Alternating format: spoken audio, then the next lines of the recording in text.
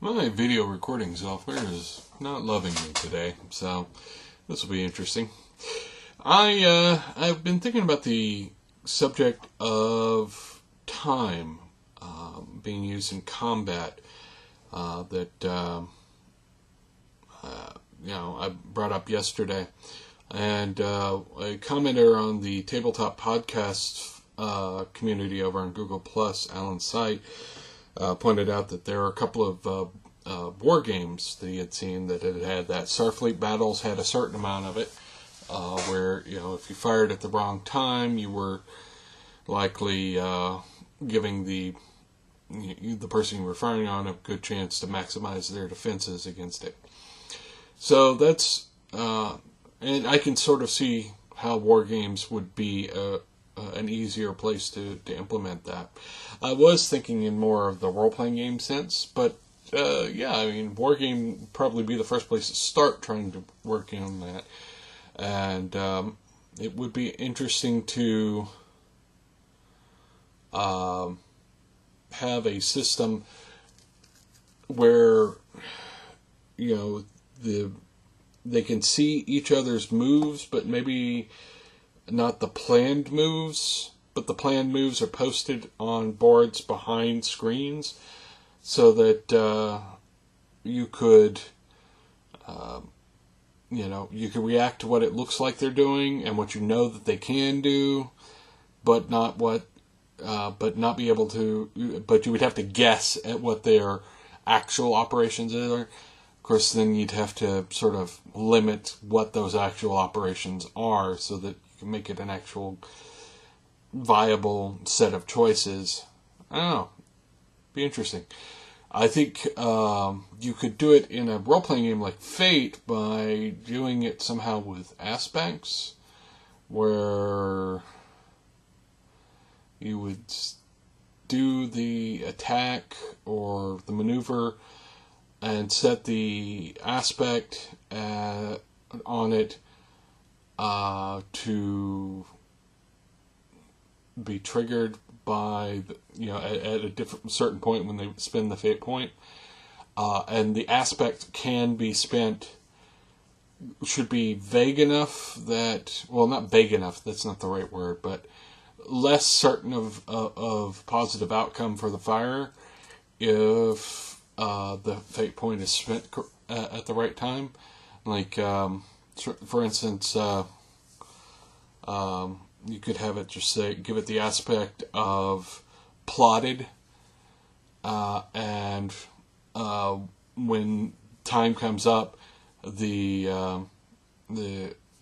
opponent could spend, the bad guy or whatever could spend like a fate point to say that it the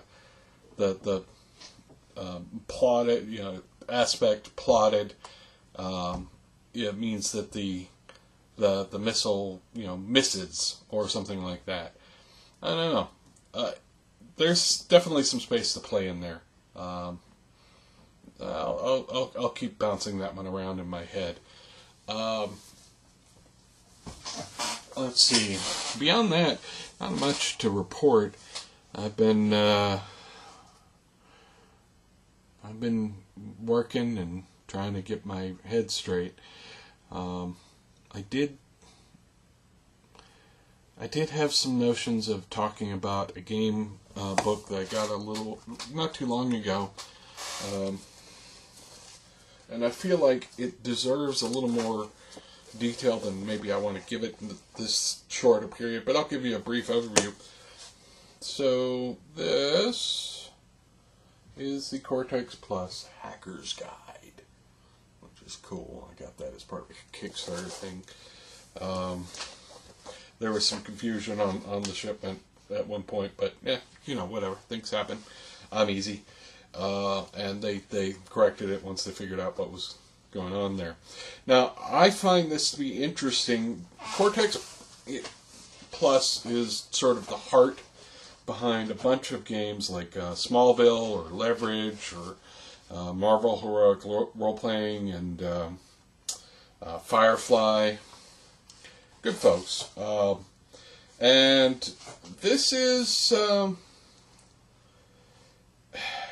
not really a rule book, or this is not a core rule book. Let's put it that way. This is a book for taking one of their Cortex Plus games and figuring out how to adapt it into something else. Now, this is not a full core set of rules in this book. What this is here's how those rules work, and here are the things that you can tweak in it to make it something else. So, there's sections not just talking about how, which mechanics you can tweak in their dramatic systems or their heroic systems. And Cortex Plus is kind of interesting in that regard. It's a generic system that is adapted in how the rules are implemented overall based off the kind of game you're running. You do the heroic games, they're more, epic, crazy stuff, whereas an action game might be more like Leverage or something like that, where you're doing, crazy crime crew stuff, and the action's there, but it's not quite as epic in scope. And then there's, the dramatic ones, where it's more about the relationships between the different characters, and the rules change to reflect those different kinds of games. So, like, Smallville's a more dramatic game, whereas Leverage is an action game. And, the rules are slightly different to match those different setups.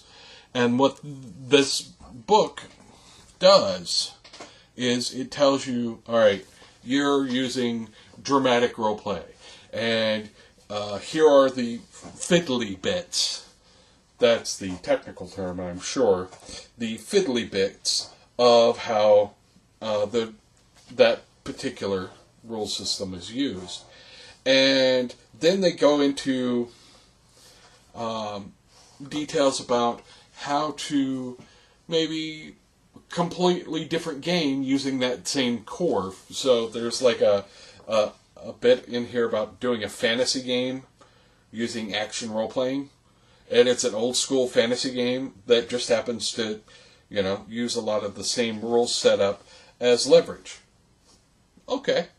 That's actually sounds like a really exciting game, all things considered. And, it's that sort of a book. Here's how you tweak it.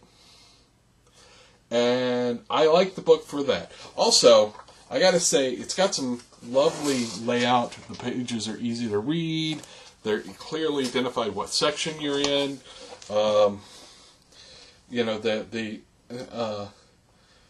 There is a lot of imagery in here, though strangely a lot of it is photographs rather than art.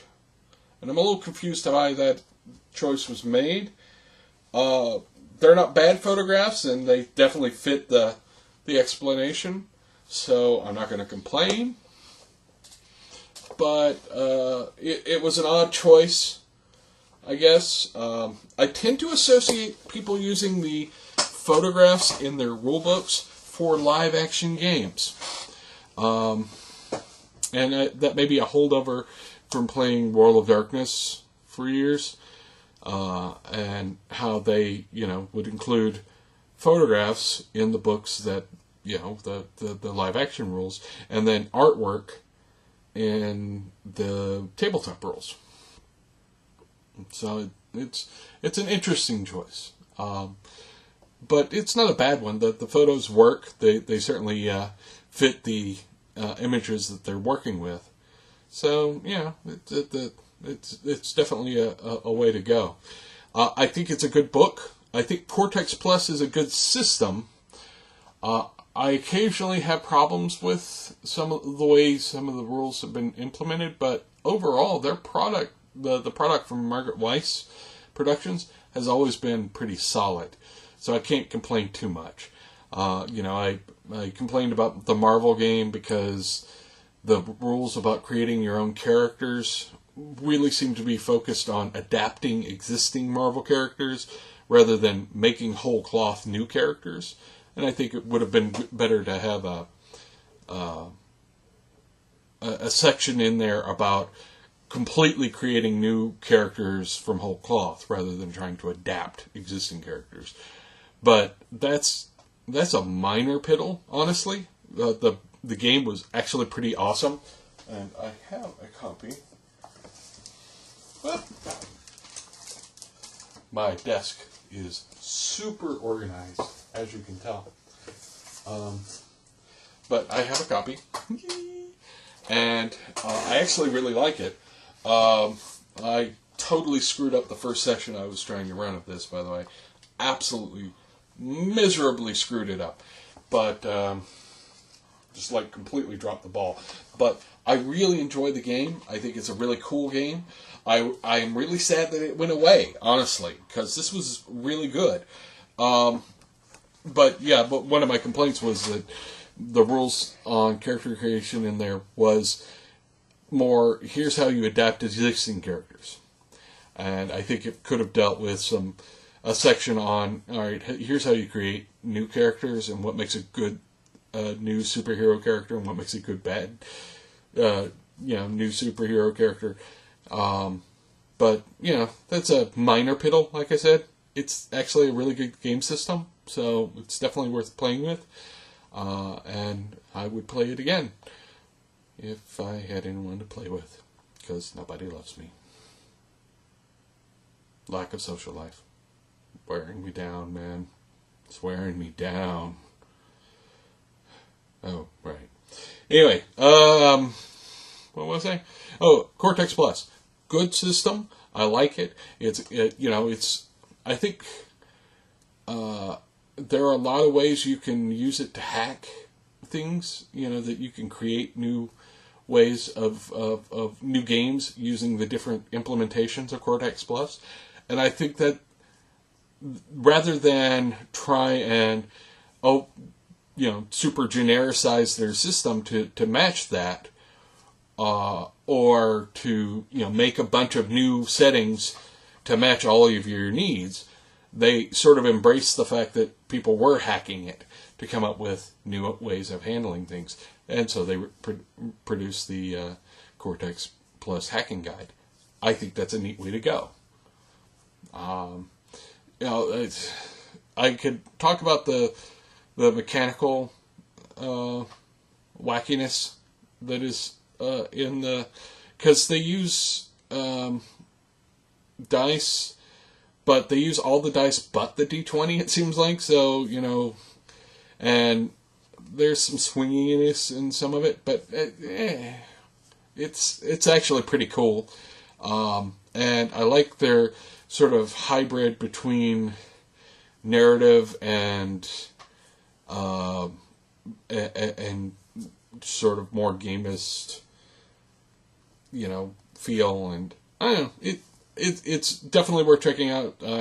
Cortex Plus in general is a good setup, and the Cortex Plus Hacking Guide is excellent, not only just for Cortex Plus, but for general advice on how to hack a system, and how to make things work. And, I like D&D and the various other games, but I can remember when the only way you had something to work with in D&D, if you wanted to, wanted a whole new set of rules on how to do things, you kind of had to hack it. You had to say, well, I'm going to do this thing and I'm going to add this thing. And that was one of the appeals of early D&D was, you would just sort of, well, okay, we don't have rules for that. We're going to make it. And Cortex Plus sort of embraced that. And I think, they deserve kudos for that. Fate is another one where you can sort of do hacking, but it's more of a generic system to begin with. A good one, but it's more designed for create whatever game you want in it. And it goes a different direction than, say, like a GURPS, where we're going to systematize everything, and then you're just going to fit, the different modules into the system. So, I don't know. Anyways, I'm done rambling. it's like 15 minutes, so I'll be back with more rambling tomorrow. I will probably have more rambles for the next forever. I don't know. Anyway, subscribe, like, tell your friends, tell your enemies, tell your grandma.